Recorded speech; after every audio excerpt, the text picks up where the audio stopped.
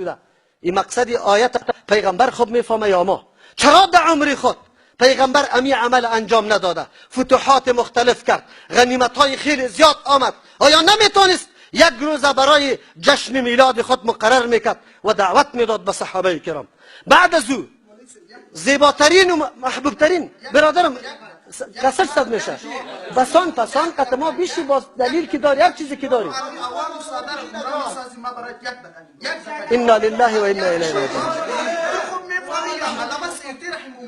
بس خیلی خوب نکو آجی صاحب یک دقیقه بشینی خیر ببینی.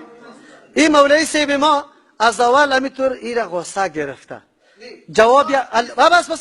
جواب علامه سیوطی را ما میدیم. علامه سیوطی و هر کس عالم برجسته است در حدیث، در هر فن کتاب داره، ولی در مقابل حدیث پیغمبر هیچ کسی قابل قبول نیست. بحث بگذاری این در فضای آرام حل میشه. مولوی صاحب که هر قدر اعتراض دلیل داره میشینیم در فضای آرام بحث سرش میکنیم. اگر علامه سیوطی است، اگر سخاوی است، اگر هر کس است، خود تعجب دیسته که تو مولوی صاحب مقلد هستی و دلیل از عالم شافعی برام پیش میکنی و عالم حنفی رد میکنه. امروز سر علمای دیوبند مردم فخر میکنه، خوب گوشتان آواز بگیره و خود دیوبندی میگیره. ما این ورقه به این خاطر آوردیم، حواله ها جاتی که در فتاوای علمای دیوبند است اینجا نوشته کردیم. اگر مقلد هستی پدرت از این قول خود کشیده نمیتونه. اگر نیستی قول امام سیوطی را جناب مولوی سے پیش کرده نمیتونی. امام سیوطی رحمت الله علیه مذهب شافعی است. تو هیچ دیگه این دلیل نمیگیری. یا است که قطما اینجا بپذیر شیخ صاحب گپا بس است، یا است قطما بپذیرین که قرآن و سنت حاکم است. پشت قرآن و سنت میریم، دلیل از قرآن و سنت میگیم، گپ نزنی. دلیل از قرآن و سنت میگیم. قول عالم پیش ما معتبر نیست. علما هم خطا میشه هم به ثواب میرسه. البته کسایی که به نیت درست اگر در قول خود خطا هم میشه الله اجر برش میده. چرا؟ او به نیت خلاف دین و سنت رسول الله عمل نکرده، به قصد کار نکرده، خطا شده. غیر از محمد رسول الله دیگه هر کس قابل خطا است، قابل ثواب است. اگر کسی خود مقلد میگیره باز از کتاب خود باید دلیل بگویه، از جای دیگری دلیل گفته نمیتونه. از عالم غیر برای ما فتوا را نقل نکنه. چرا تو مقلد هستی، پابند یک مذهب هستی. اینطور نشیم که هر مسئله خواهش نفس ما بود و هر کس که گفته بود امو را پیش میکنیم، قول امو عالم پیش میکنیم. این گپ نمیشه. این موضوع را هر کس که دلیل داره ما به سطح عام، به سطح کابل اعلان میکنیم. اگر در این موضوع قطما بحث میکنه، مناظره داره، حاضر آماده است ان شاء الله.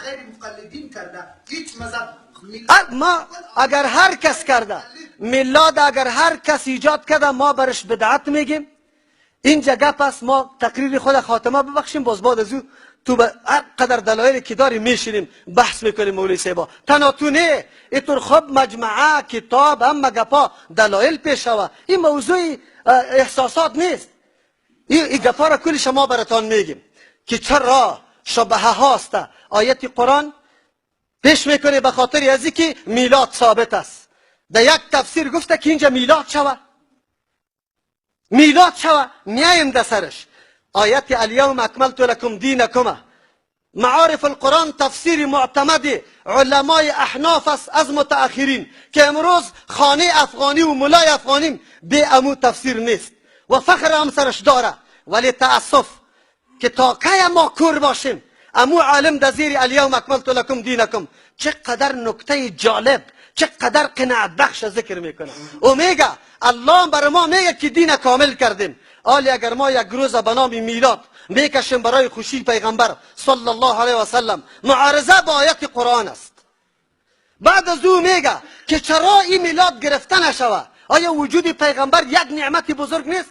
با وصف که نعمت بزرگ ما با آیت قرآن براتان ثابت کردم که بعثتش است نه ولادتش.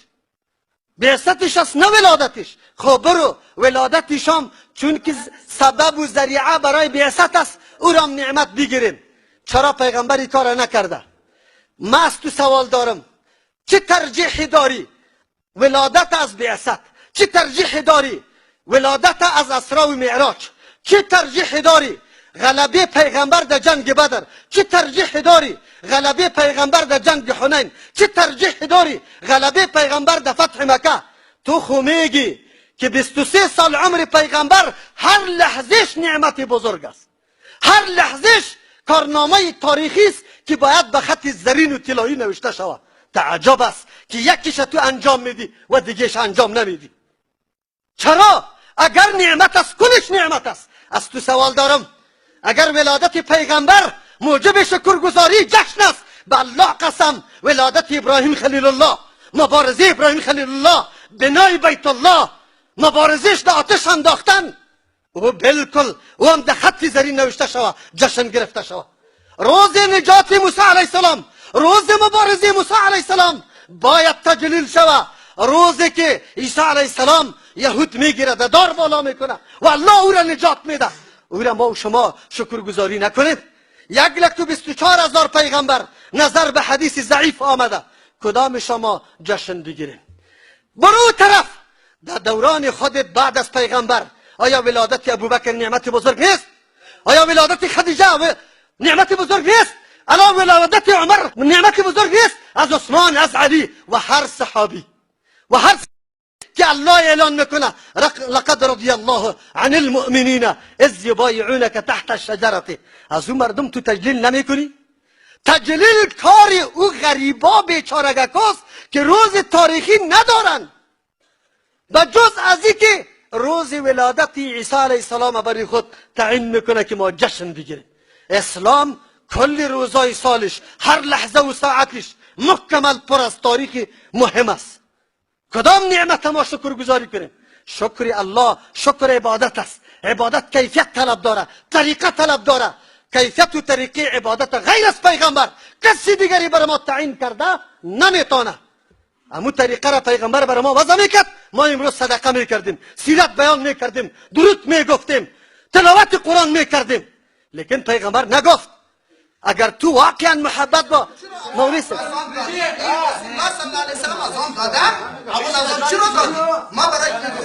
تو دو خور هستی تالی را چی بگویم دیگه؟